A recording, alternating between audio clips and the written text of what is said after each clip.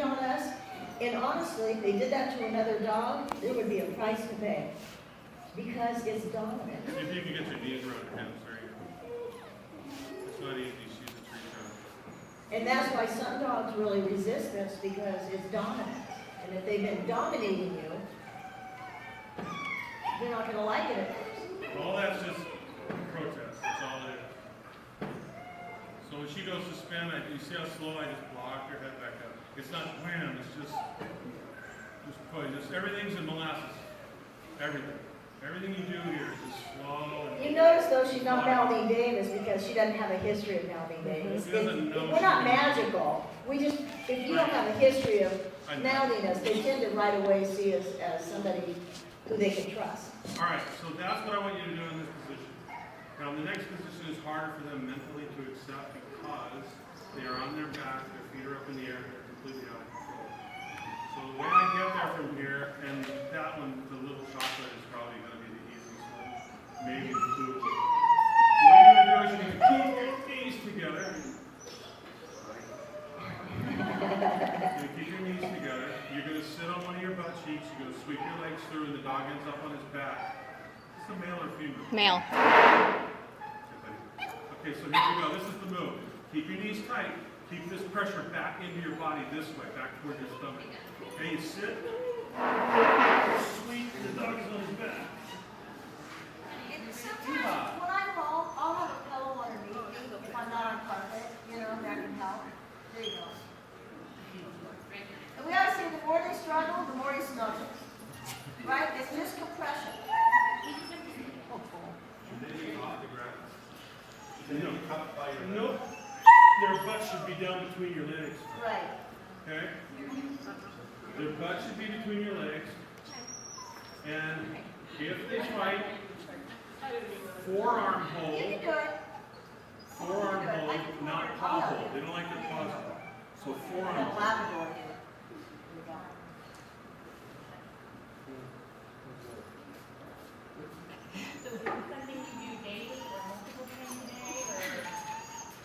I'll get there.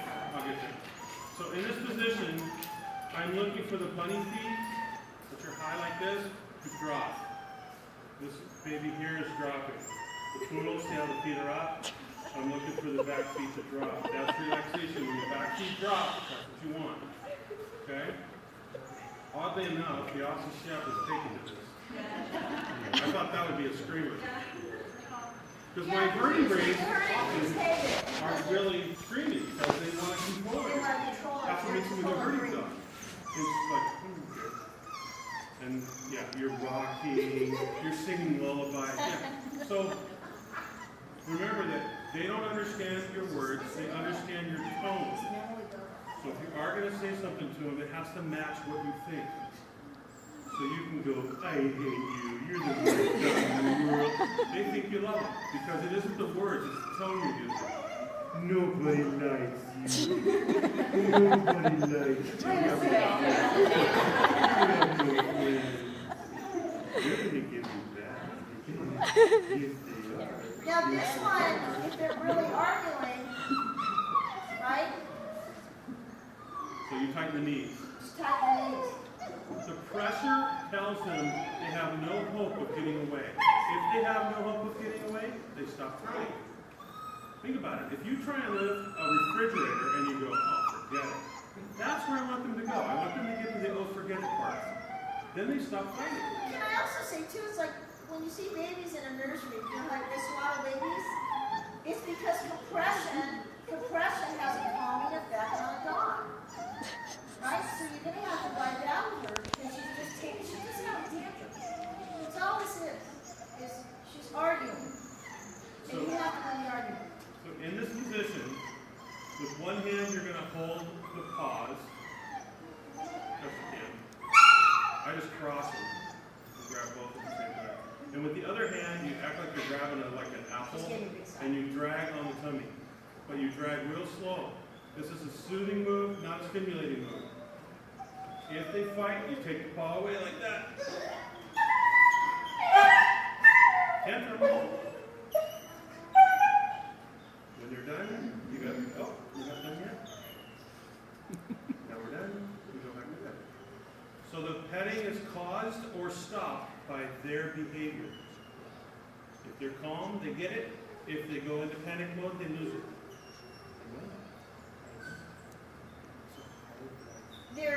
And they end up falling asleep. They do end up going to sleep. They love it. You know, but just your face watching this, you're in the love-loving student mode right now, right? It bothers you to see them uncomfortable. But really, you have to know that's, you know, if you go to the veterinarian and they have a lump under their arm, or they've got to be able to feel their gut. They need to. I've never had to anesthetize my dogs for X-rays on their abdomen because my dogs are so willing to roll over and stretch out because we did this. So you know, don't feel bad because they're resisting. It's just a tantrum. That was a good one, too. It was. That was a good bird. And here we go again. See, hang on. See the bunny kicking? It's trying to, you know. It's really hot. Use the defense move. All four-legged animals, they use that defense move.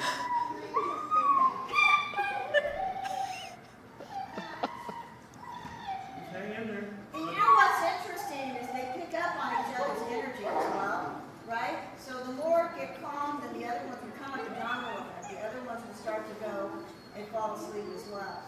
His arms, the top one. I'm holding her by the elbows, right? Because it's just the easiest place right now. But she's not trying to bite. She's just cursing, right? She's kind of flipping me off right now. And when you've got a dog like a Dane this size too, when they resist, there's another position on their side that might be easier, and Dave can show you that at the end of the hour. Okay. There's another way to do it with the bigger dogs, don't you think, Dave? Yeah. So my giant breeds, here's some answers. Everybody else know what you got. You're in the right position. This dog and down. Like the biggest dog, beast next probably. You guys stay where you are. For my giant breeds, watch this. From here.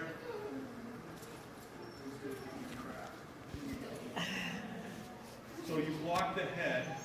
You hold, this leg is going to be on the bottom. So I pull that leg, and I push his head down, right there. Okay? So now his head is held with my arm, and you hold the bottom leg, the bottom elbow. And as long as you have that, they can't get up. They can't get up. So you could slide your butt, he's doing it. But maybe her, you slide her down, hold that bottom arm up, and push that head down till she's on the ground. See how my wrist is across her neck? Oh, she's willing to get it. Yeah, hold that.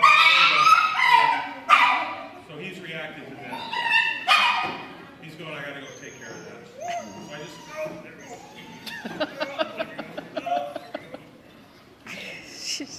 What I think's interesting with all that tantruming, no, 1, 2.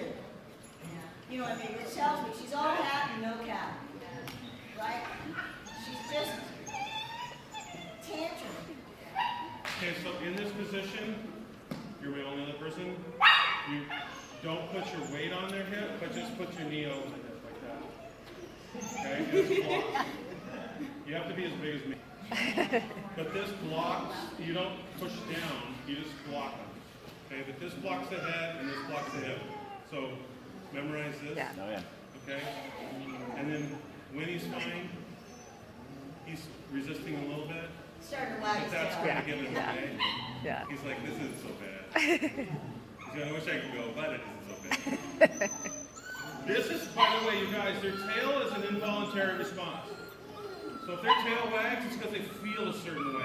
They don't go, I will wag my tail now. They feel like you when you laugh. You laugh because of your emotional response. They wag their tail because of your emotional response. So if you get their tail wagging, you know you reached them. You know you got them. Okay, they're not faking when they wag their tail. Yeah, Good. good. Good. You're not having a problem. Is the goal to get him to shut up? Yeah, Yeah, yeah. and when the protest, like you hear him, You know, the thing with dogs, guys, is Every like breath. we Every can tell breath. our kids, and we can say, okay, let's all breathe deep. Let's everybody take one relaxing, cleansing breath, and let's all calm down. But with dogs, they don't, you can't do that. no. You have to get them physically to the calm space, which is what we're physically right now, touching them and massaging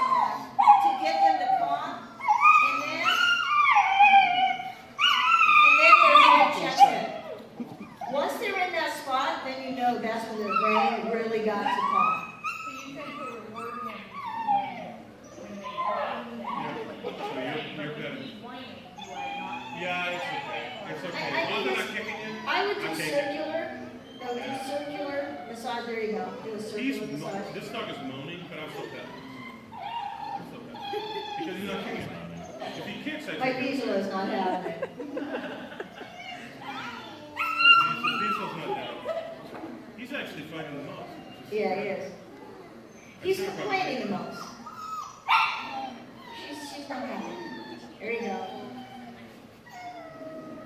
So now her body's relaxed, but she's panting. You know what I mean? But her feet, look at this.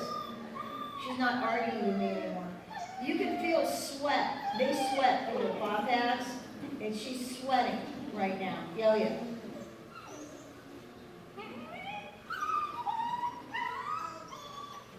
Now, did he mouth you before?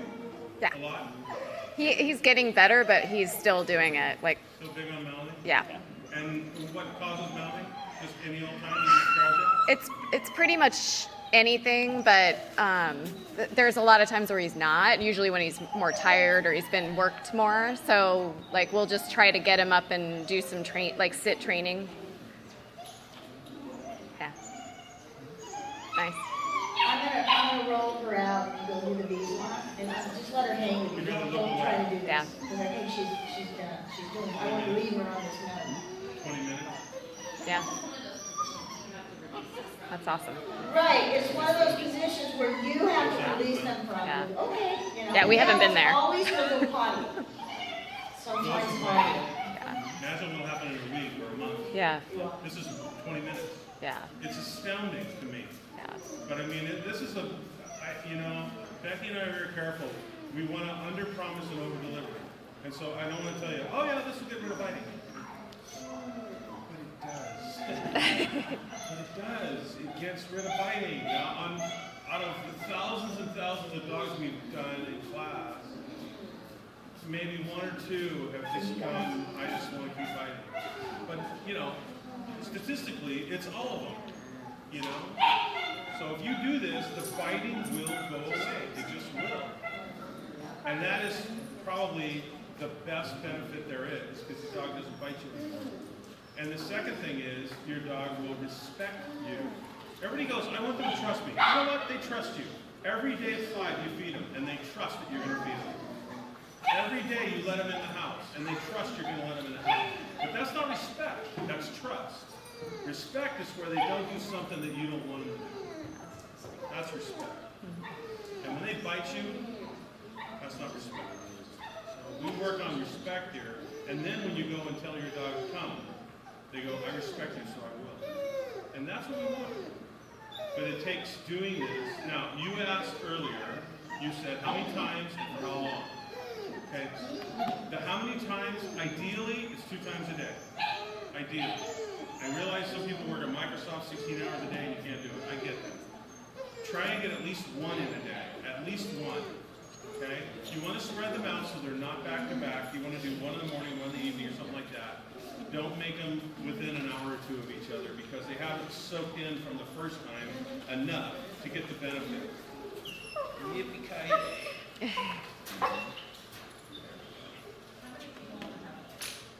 Only the people that are able.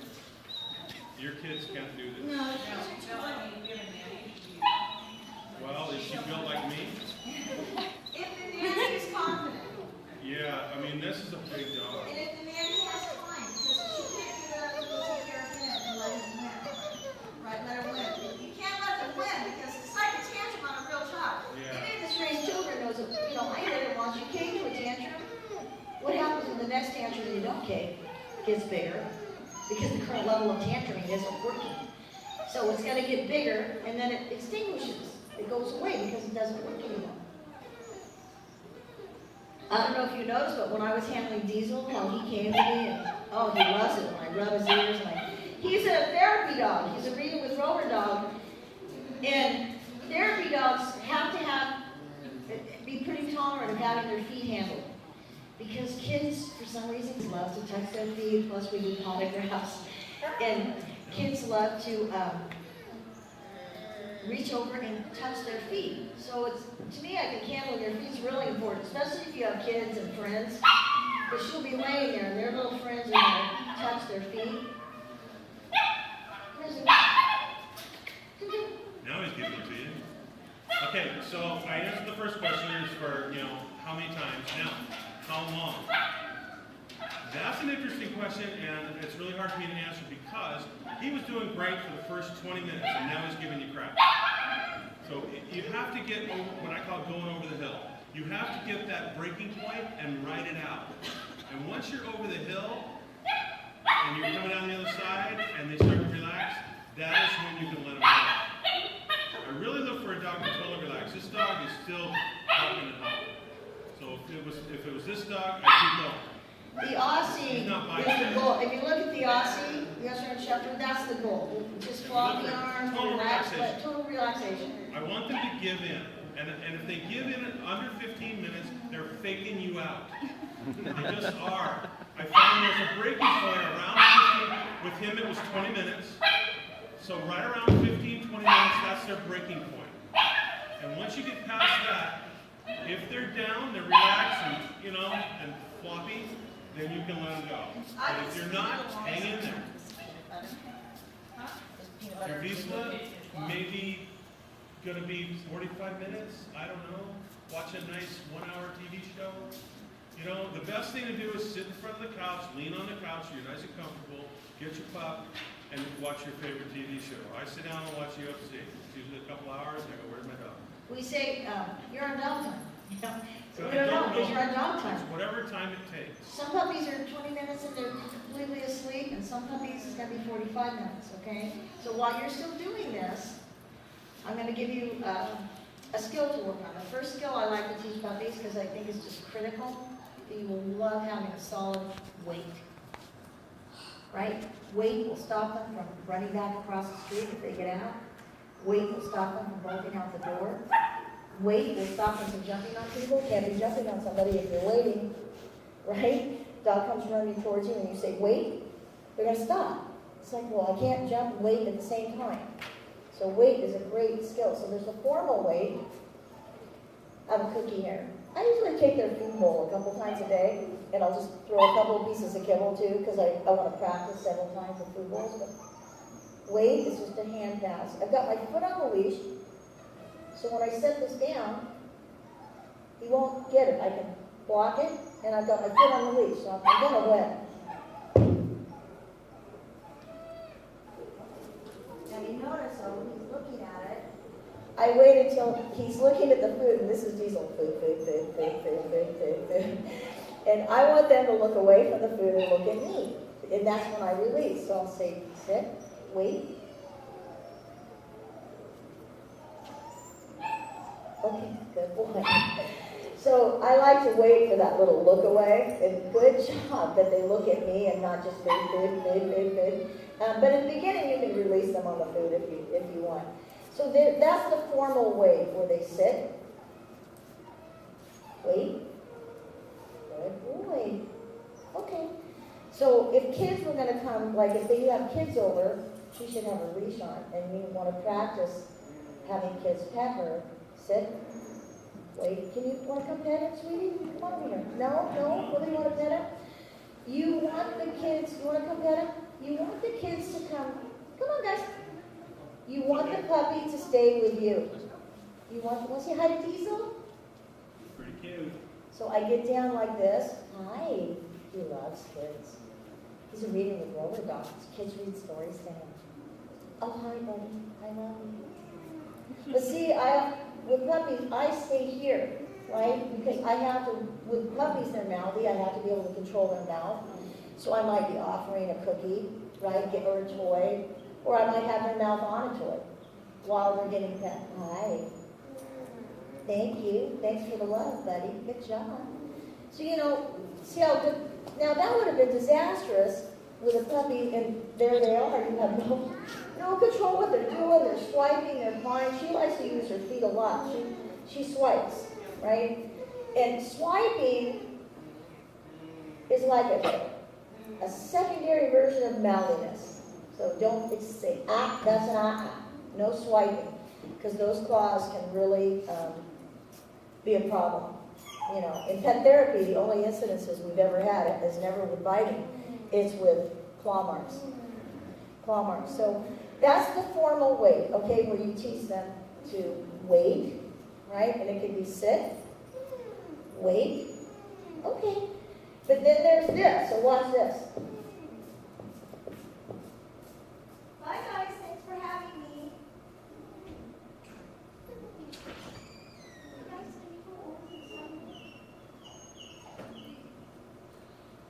Did I say anything to this dog? I don't think I did. He just auto-stopped, right? Bye guys, thanks for having me over. I'll see you later. See you next week.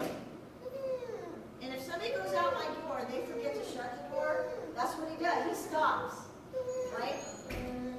Yeah, he stepped out his own way. He auto-stops. The reason why I taught him that is because, as you are experiencing, you have anti-trainers in your household. Diesel. Hey, right here. Diesel. So, friends come and go, contractors come and go. We just did a huge remodeling project in my house. And doors get open, and people are, your friends and your relatives and your in-laws are not going to go, sit, wait, reach for the door, oh, lock the dog, tell them to wait again. They're not going to. They're going to go, hey, Joe, see you later. Whoops, your dog got out. That's what happens. They open the door. Oh, geez, I didn't even see the dog. I'm so sorry. She just ran out. So I want you now, while they have a history of not running out, right, to start rewarding them for staying in. So how I do it is I got a handful of trees. I throw trees down. I build a pause, right? Normally, I usually have a doormat that's pretty, I'll sometimes pull the mat out because I want to build a place where I don't want them to go beyond the red mat, let's say, okay? So,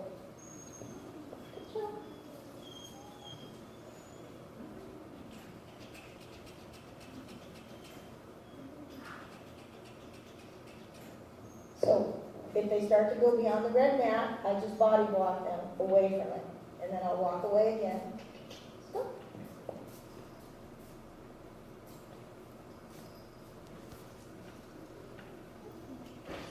And then what they'll do usually is just stay there. And then I'll open the door. Good job. And I throw their kibble or treats away from that way. You do that, I don't know, 5 or 6 times, and then watch what happens. And then don't drop the food. They'll stop and go like that. And you'll be able to actually get to the door. You'll be able to open the door. You haven't even dropped food yet. Good job, good job. And then I just throw the food away from the door. But I try to make a habit of not saying anything because other than hey Mary, see you later, thanks for having me, I kind of role play words because I know that people are not going to tell my dog, they might even go, oh, you're such a good dog, right? So you want to train them now, like you start training them now to say thank you. Right? Hopefully when they're, 10, 11, 12, you don't have to nudge them and say, did you say thank you? Right? At some point, our children should just do good things without us having to say, hey, do something good, right? Don't forget to do something good right now. Did you tell her thank you? At some point, we train them to have some auto goods. And so this is one of those auto things where I want you to just go to the door. And believe it or not, it's so funny, even though I'm not saying anything, what they're learning is, hey, like this means sit, and this means down. It did yesterday, down. Good point. Okay, I think what happens is when you train it like that, this becomes wait. It's a hand signal, So I think part of that is they learn that when somebody's reaching for the door, that's a hand signal to wait without the words. Okay? And dogs actually learn words faster if you use a hand signal. So I think that's why that works so well. It's an easy thing to teach as long as you don't let them get a bad habit. Don't wait until there's a problem. Once there's a problem and they've bolted out that door and they've been rewarded, you're going to have to really high value what you drop on the floor. If they'd gotten out, chased a cat, had some fun, went after a squirrel, went on a romp, right? Went outside, jumped on people, got rewarded outside, you're gonna have to really throw some party food on the floor to keep them inside. But it's not hard. That's an easy, like in 2 days you can have what I call a pause button at the door. And what that does, it also keeps them calmer when you start working your door manners, right? Because you're gonna keep them off the door too when people come in. All right, guys, I'm gonna let you roll your dogs out. The only thing I want you to have